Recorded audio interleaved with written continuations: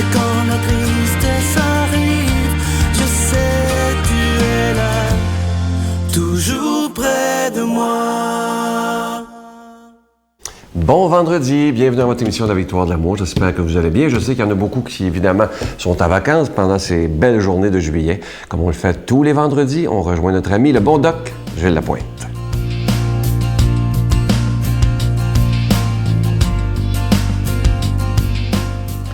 Bravo et salutations, mesdames, messieurs, aux gens qui font des efforts pour vivre en harmonie avec cette vie qu'on a actuellement. Peut-on contenter l'être humain? Dans son volume « Le paradoxe du progrès », Greg Easterbrook mentionne et écrit ceci. « Avec tout ce qu'on a, au lieu de se sentir mieux, beaucoup de gens se sentent encore plus mal. La prospérité augmente et la mélancolie aussi. » Et il écrit dans son volume, en 2012, par exemple, des études démontraient qu'il y avait 10 fois plus de dépression qu'il y a 50 ans passés. Vous imaginez? 10 fois plus de dépression en 2012, avec tout ce qu'on a, plus de dépression. Et même si tout s'améliore, les gens se demandent pourquoi les choses ne vont pas mieux dans le monde actuel. Et Easterbrook écrit, il dit ceci, « C'est de l'insatisfaction moderne. C'est la liberté totale dans un mélange de mélancolie, encore de tristesse, et de pessimisme. » Bon. Est-ce que ce monsieur-là a raison? Est-ce qu'il a tort? Il faut avouer, mesdames, messieurs, avec toute honnêteté, que le monsieur, il a quand même pas tort. Il a quand même pas tort. Pourquoi c'est négatif de ta part, Doc? Non, mais là, non, c'est pas négatif. C'est de la réalité. D'ailleurs, si on regarde parmi les médicaments les plus prescrits en pharmacie, demandez-les aux pharmaciens. Demandez-le aux pharmaciens.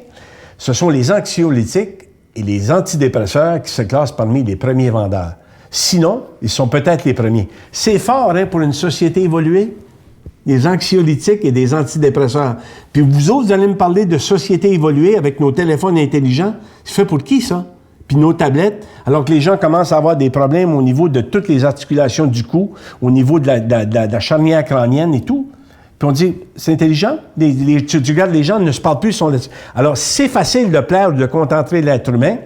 Peut-on vraiment le faire? Point d'interrogation. Peut-on le satisfaire? Et comme on l'entend souvent, on dit, ouais, mais Doc, ça prend toutes sortes de monde pour faire le monde. Oui, certains vont satisfaire avec peu, mais d'autres, c'est tout à fait le contraire. Ils ne sont jamais satisfaits. Ils ne sont jamais contents. Alors, il va toujours leur manquer quelque chose, et satisfaire les gens, mesdames, messieurs, c'est souvent impossible. Oubliez ça. Tu as beau faire tout, la minute que tu es déçois, et voilà. Mesdames, messieurs, il y a un guide. Il y a un guide qui est venu, et je le répète souvent. Il y a un guide qui est venu il y a 2000 ans. Pour juste nous montrer. C'est les plus grandes leçons médicales et de psychologie qu'on n'a jamais reçues. Il n'y a jamais eu un volume comme ça. Il est venu nous montrer comment fonctionner et comment s'harmoniser avec la vie et tout. Qu'est-ce qu'on a fait? Alors, quand on parle, mesdames, messieurs, d'être capable de s'arrêter puis de contrôler, être en contrôle un peu de sa vie et de sa santé, c'est ça qu'on veut dire. Tout le monde balance et tout le monde danse. Oui. Peut-être que oui. Tout le monde tourne en rond puis ça saute. Alors, quand je dis aux gens, prenez donc le temps de vous arrêter, prenez le temps de réfléchir. C'est ça qu'on veut dire. Je vous souhaite de le faire. Bonne semaine, bonne journée, au plaisir. Notre Père qui es aux cieux, que ton nom soit sanctifié, que ton règne vienne, que ta volonté soit faite sur la terre comme au ciel. Donne-nous aujourd'hui notre pain de ce jour. Pardonne-nous nos offenses comme nous pardonnons à ceux qui nous ont offensés. Ne nous laisse pas entrer en tentation, mais délivre-nous du mal, car c'est à toi qu'appartient le règne, la puissance et la gloire, pour les siècles des siècles. Amen. Venez découvrir les trésors des Antilles à bord du célèbre MSC Divina. Venez vivre avec nous de beaux moments de réflexion spirituelle dans une harmonie d'amour et de paix. Pour une 21e année consécutive et pour une dernière fois à l'extérieur du pays, la Victoire de l'amour en collaboration avec Voyage Intermission vous invite à son ressourcement annuel en compagnie de Sœur Angèle, Sylvain Charon et l'abbé Robert Lemire du 11 au 21 janvier 2016. Réservez rapidement au 514-288-6077 ou 1-800-465-3255. Merci, chers amis, de vous joindre à moi et à l'équipe de Victoire de l'amour pour l'écoute de ce CD qui se veut simplement un outil de travail pour prévenir les maladies, évoluer sainement et vieillir en bonne santé physique et mentale. Naturellement, le but n'est pas de vous aider nécessairement à ajouter des années à votre vie. Si c'est le cas, tant mieux, mais c'est bien de vous aider à ajouter de la santé et de la vie aux années qu'il vous reste, et ce, peu importe l'âge. Ce CD, il est pour vous. Il vous invite simplement à prendre votre santé en main. C'est la dernière semaine où je vous parle de ce magnifique CD. On en est très fiers d'ailleurs, de la grande générosité du bon Doc Gilles Lapointe.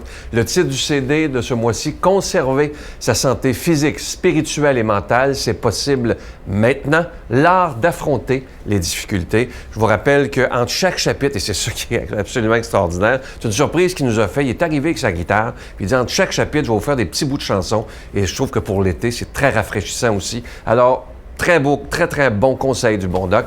C'est avec un don de 25 et pour deux, un don de 40 Je vous donne l'adresse, la Victoire de l'Amour, casier postal 120, succursale Boucherville à Boucherville, le J4B 56. Et évidemment, vous pouvez le commander aussi par téléphone à nos bureaux du lundi au jeudi de 8h à 5h le soir dans le 514-523-4433, 523-4433 ou sans frais, le 1-888-811-9291, 1-888-811-9291. Et aussi, vous savez que vous pouvez faire des dons directement sur le site Internet, c'est très rapide, le www.lavictoiredelamour.org.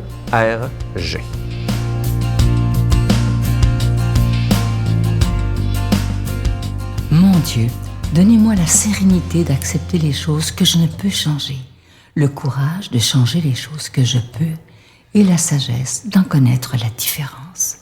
Amen.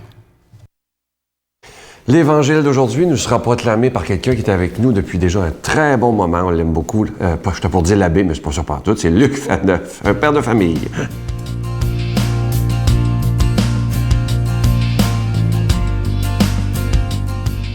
Bonjour, merci d'être là. C'est un plaisir pour moi en ce mois de juillet de vous avoir vu assez souvent. Alors, merci d'être là pour, on se met à l'écoute, tous ensemble, de la parole de Dieu qui fait vivre. Dernier jour du mois de juillet, j'espère que vous passez un très bel été, que vos vacances sont profitables, ou si elles s'en viennent, ben voilà, j'espère qu'elles seront vraiment bonnes pour vous, bonnes pour l'âme aussi. Donc, aujourd'hui, nous allons écouter l'Évangile qui va nous rappeler une évidence, quelque chose que vous savez. Mais vous savez, les évidences, des fois, c'est un peu paradoxal, on les oublie. Donc, l'évidence qu'on l'Évangile va rappeler est la suivante. La foi va précéder les miracles, elle doit précéder les miracles et non le contraire. Donc, demandons au Saint-Esprit qui a inspiré cette parole de venir en nos cœurs afin qu'elle descende profondément et nous transforme. Jésus alla dans son pays et il enseignait les gens dans leur synagogue de telle manière qu'ils étaient frappés d'étonnement et disaient « Mais d'où lui viennent cette sagesse et ces miracles? N'est-il pas le fils du charpentier? Sa mère ne s'appelle-t-elle pas Marie? Et ses frères, Jacques, Joseph, Simon et Jude? Et ses sœurs ne sont pas-elles toutes chez nous? Alors, d'où lui vient tout cela? » Et ils étaient profondément choqués à cause de lui. Jésus leur dit, « Un prophète n'est méprisé que dans sa patrie et dans sa propre maison. » Et il ne fit pas beaucoup de miracles à cet endroit-là à cause de leur manque de foi. Acclamons cette parole de Dieu. Louange à toi, Seigneur Jésus. Il ne fit pas beaucoup de miracles à cet endroit-là à cause de leur manque de foi. Mais il y a un homme dans l'histoire de l'Église, comme il y a eu des centaines de femmes, mais un homme vraiment particulier. Son nom, Inigo Lopez de Loyola, mieux connu sous le nom de Saint Ignace, dont on fait mémoire aujourd'hui. Alors, je ne vous ferai pas la bio de Saint Ignace, qui prendrait plus d'une heure, une vie absolument fascinante. Il faut savoir juste globalement que c'est un homme, 15e siècle, il est né en 1491, Pays Basque, en Espagne. Il va mourir à Rome quelques 60 ans plus tard, 1556, alors qu'il sera à la tête de l'œuvre qu'il aura fondée, les Jésuites, la Compagnie de Jésus, donc ceux qui sont proches de Jésus, donc on les appelle les Jésuites. Ignace de Loyola, c'est un homme, la chevalerie, très fier, tout ça, un homme qui, comme à l'époque du Moyen-Âge, n'est-ce pas, voulait combattre pour sa dame, mais un jour, il s'est pris, attention, j'ai dit sa dame et non pas sa dame, vous avez bien compris, il s'est pris un boulet entre les deux jambes, n'est-ce pas, carrément, ça lui a fracassé les tibias, et du coup, il s'est retrouvé malade, et allongé comme ça, dans un manoir, et il y avait la bibliothèque, il s'est mis à lire des vies de saints. notamment la vie de François d'Assise. Et là, l'Esprit Saint, comme en ce moment, l'Esprit Saint s'est mis à habiter son cœur et Ignace s'est dit, tiens, si je faisais comme lui, je veux imiter Saint François. Et là, je vous passe les détails, mais ça a été une vie où essentiellement de mortification en mortification, puis il a compris que c'était trop. Puis là, il a vraiment été touché par la grâce et a fondé, n'est-ce pas, avec les premiers vœux de Paris sur la butte de Montmartre, cette compagnie, future compagnie de Jésus, avec François Xavier, le grand François Xavier qui va partir missionnaire aux Indes, tout ça. Donc, plus près de nous, bien, on n'oublie pas que la Nouvelle-France, ça a été fondé par des missionnaires, évidemment franciscains récollets dans les débuts, mais aussi les fameux saints martyrs canadiens, donc qui étaient jésuites, Jean de Brébeuf, alors un collège très réputé, collège Garnier à Québec. Donc les jésuites ont eu un impact colossal, énorme, et je salue chacun d'entre eux, n'est-ce pas? Et ceux des œuvres jésuites qui nous écoutent. On a célébré les bénédictins il y a 2 semaines, aujourd'hui les jésuites. Alors ces gens-là, si on pouvait comptabiliser tout ce qu'ils ont fait, notamment en éducation et au plan spirituel pour le Québec, voilà, on ferait une montagne de bonnes actions 10 fois, 100 fois haute comme le Mont-Royal. Donc merci à vous. Dans l'Évangile d'aujourd'hui, on voit la réaction, je dirais, médusée, très surprenante des habitants de Nazareth qui entendent Jésus et qui lui dit, dans son pays, mais d'où lui viennent cette sagesse et ces miracles? Et cet étonnement, vous savez, m'a fait penser à la situation de l'Église aujourd'hui. Vous savez, l'Église, elle est très critiquée, vous le savez tout aussi bien que moi, mais en même temps, très souvent, l'Église, lorsqu'elle se prononce, elle dit, ben voilà, notre sagesse nous permet de nous prononcer de telle façon. Et il ne faut pas oublier ça. L'Église, ce n'est pas d'abord une institution, comme un gouvernement et tout ça. L'Église, c'est d'abord et avant tout une tradition de sagesse. Jésus parlait et les gens disaient, « Wow! » La sagesse, c'est l'art de vivre. Sa façon de parler de la vie, il y a quelque chose de très beau là-dedans. Il y a une vision de l'homme, de la femme, une vision des valeurs qui est magnifique. C'est la même chose encore pour l'Église d'aujourd'hui. Oui, je sais que certaines des positions morales de l'Église, des fois, questionnent. Mais posons-nous une question, avant de rejeter trop vite, des fois, une position de l'Église. J'espère que vous ne le faites pas trop, j'essaie de ne pas le faire non plus. Mais quelle est la sagesse qui est cachée, l'art de vivre qui est caché derrière ce que l'Église nous propose? Et de même, on dit que les miracles, il y en avait plein dans l'Ancien temps et tout ça, il n'y en a plus aujourd'hui. C'est pas vrai. La conversion de Sylvain, c'est un miracle. Ma conversion, c'est un miracle. Celle de Brigitte, la vôtre, celle de vos petits-neveux et nièces, tout ça sont des miracles. Ce n'est pas des multiplications de pain et de poissons, mais oui, encore aujourd'hui, l'Église est pleine de sagesse et de miracles. Demandons à Dieu de nous bénir, lui qui est Père, Fils et Saint-Esprit. Bonne fête, Jésuites! Je vous salue Marie, pleine de grâce. Le Seigneur est avec vous. Vous êtes bénie entre toutes les femmes, et Jésus, le fruit de vos entrailles, est béni. Sainte Marie, Mère de Dieu, priez pour nous pauvres pécheurs, maintenant et à l'heure de notre mort. Amen.